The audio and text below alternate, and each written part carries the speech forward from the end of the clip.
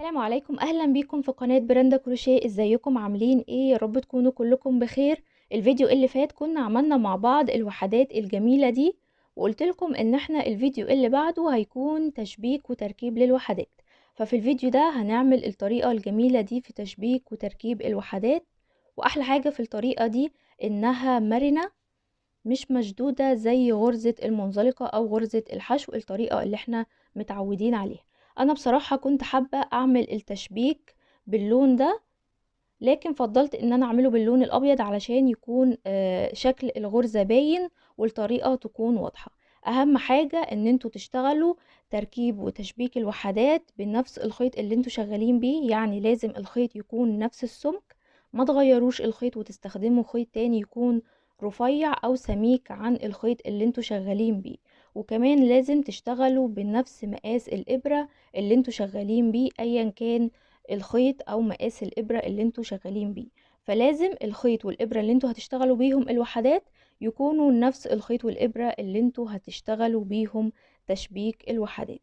ما تنسوش تشتركوا في القناة بانكم تدوسوا على كلمة اشتراك او سبسكرايب اللي تحت الفيديو. وكمان عايزاكم تقولولي رأيكم في الكومنتات بتاعة الفيديو، انهي هيكون احلى، تشبيك الوحدات باللون الابيض ولا باللون الرمادي ده. مهم جدا لتشبيك الوحدات لو انت هتعملي وحدات مختلفة ان يكون عدد الغرز على الوحدة كلها قد بعض علشان يكون تشبيك الوحدات مظبوط. فلو انت هتشبكي وحدات مختلفة في الشكل، لازم تاخدي بالك ان عدد الغرز يكون متساوي علشان يكون التشبيك مظبوط والاعداد فيه مظبوطة. انما لو انت هتعملي وحدات متشابهة فمش هيكون عندك اي مشكلة. اول حاجة هجيب الخيط اللي انا هشبك بيه، فانا هعمل باللون الابيض زي ما قلت لكم، وبعمل عقدة بالشكل ده كده. والعقدة دي هسحبها من الزاوية بتاعة الوحدة. فاكرين انا هنا كان عندي سلسلة في الجنب او في الزاوية بتاعة الوحدة، هسحب الحلقة دي كده بالشكل ده، وهروح على الوحدة التانية هجيبها كده وهدخل فيها، لكن هدخل من فوق كده بالشكل ده كده، شايفين؟ وهسحب الخيط من تحت، والخيط هيبقى تحت الوحدة بالشكل ده كده، وهلف الخيط على الإبرة وهسحب غرزة منزلقة بالشكل ده كده. كده أنا ثبت الوحدتين مع بعض من الزاوية أو الركن بتاع المربع.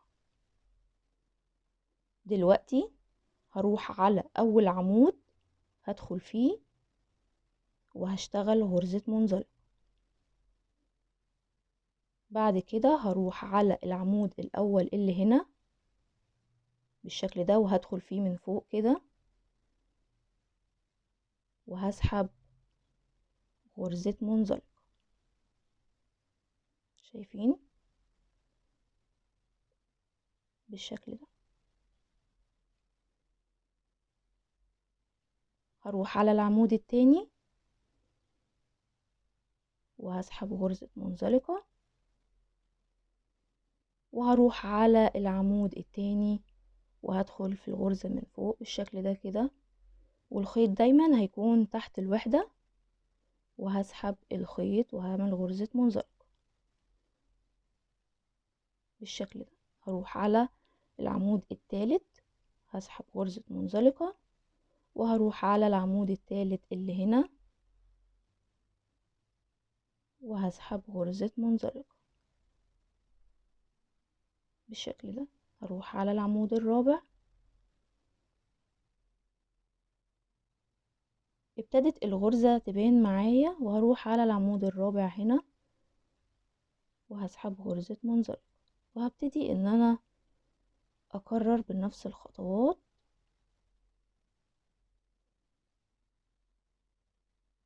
بالشكل ده.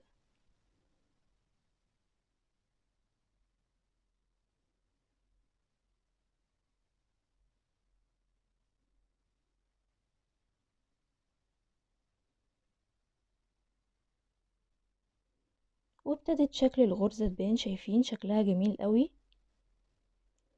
هكرر بنفس الخطوات لحد لما اوصل لاخر عمود هنا. كده انا خلاص وصلت لاخر عمود، فاضل عندي اخر عمود هنا واخر عمود هنا، وده كده شكل التشبيك، شايفين شكله جميل ازاي. هروح على العمود الاخير وهسحب غرزة منزلقة. بعد كده هروح على العمود الاخير هنا وهسحب غرزة منزلقة. بعد كده هروح لاخر مسافة، المسافة دي، وهدخل وهشتغل غرزة منزلقة، وهروح على المسافة دي وهسحب غرزة منزلقة بالشكل ده كده. كده انا شبكت الوحدتين دول مع بعض، وعايزة اكمل واروح على الوحدتين اللي بعدهم بالشكل ده. فبجيبهم وبدخل في المسافة بتاعة الزاوية. طبعا لو انتي مش عندك سلسلة هنا وعندك عمود بلفة، ما عندكيش سلاسل، هتدخلي في العمود اللي هو بيكون في الزاوية. دلوقتي هدخل في المسافة اللي في الزاوية وهشتغل غرزة منزلقة. بعد كده هجيب الوحدة التانية وهدخل بالإبرة من فوق بالشكل ده كده وهسحب غرزة منزلقة. وبكده أنا كأني بدأت من أول. هشتغل بنفس الطريقة، هروح على العمود الأول هنا وهشتغل غرزة منزلقة. بعد كده هروح على العمود الأول وهشتغل غرزة منزلقة، لكن الخيط تحت الوحدة بالشكل ده.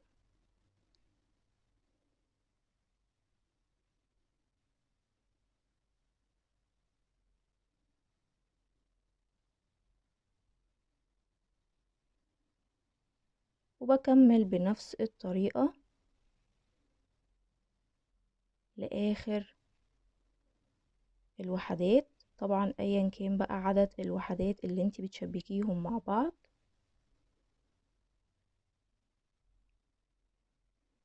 هتكملي بنفس الطريقة بالشكل ده. انا دلوقتي هخلص للاخر وهرجع لكم تاني. كده انا اشتغلت زي ما قلت لكم، وفاضل عندي اخر غرزة اللي هي في المسافة، فهشتغل في المسافة اللي هنا. بعد كده هشتغل في المسافة اللي هنا واشتغل سلسلة بعد كده وبقطع الخيط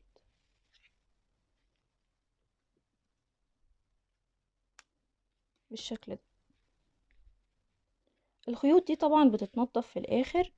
دلوقتي هلفهم كده وهبتدي ان انا اشبك الجنب التاني. بشتغل بنفس الطريقة وبعمل عقدة البداية بالشكل ده.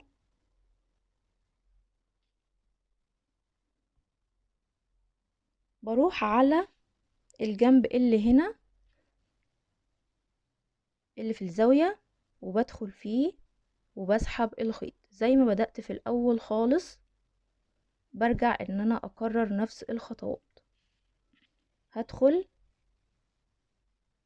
في المسافة او في الزاوية اللي هنا من فوق وبسحب الخيط، لكن الخيط دايما هيكون معايا من تحت الوحدة علشان يديني الشكل اللي انا عايزاه. شايفين؟ وهسحب وهشتغل غرزة منزلقة. هروح على الغرزة اللي بعدها وهسحب الخيط وبشتغل غرزة منزلقة، وبروح على العمود الاول هنا وبسحب الخيط وبشتغل غرزة منزلقة بالشكل ده. طبعا انتوا عارفين الطريقة، لكن الخيط عندي من تحت اهو عشان بس اوريكم ان انتوا بتشتغلوا ازاي. بسحب الخيط كده وبروح على العمود اللي بعده هنا التاني وبسحب الخيط. الخيط عندي تحت الوحدة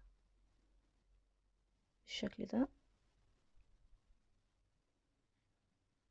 شايفين؟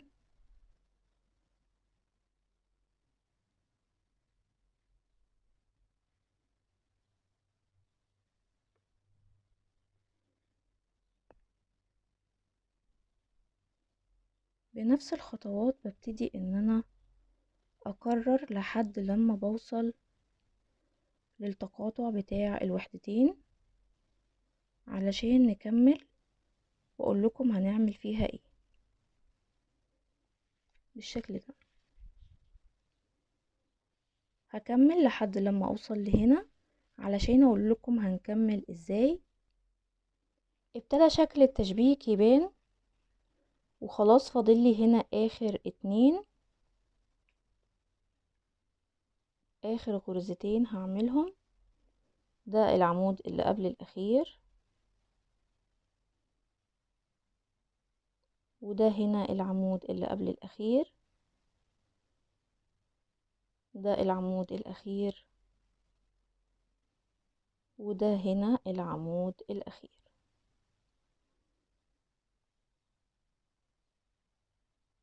بالشكل ده. هشتغل في المسافة اللي هنا غرزة منزلقة، وهشتغل في المسافة اللي هنا غرزة منزلقة بالشكل ده. بعد لما بشتغل في المسافتين اللي هنا او الزوايا بروح على الزاوية اللي هنا وبشتغل فيها غرزة منزلقة. بعد كده بروح على الزاوية اللي هنا السلسلة، شايفين السلسلة اللي بين التلاتة عمود والتلاتة عمود، وبشتغل فيها غرزة منزلقة. وبكده انا كأني بدأت من الاول تاني، وهبتدي اشتغل بنفس الخطوات. اول عمود هنا، بعد كده اول عمود هنا، تاني عمود، تاني عمود بالشكل ده. هكرر لحد الاخر بنفس الطريقة.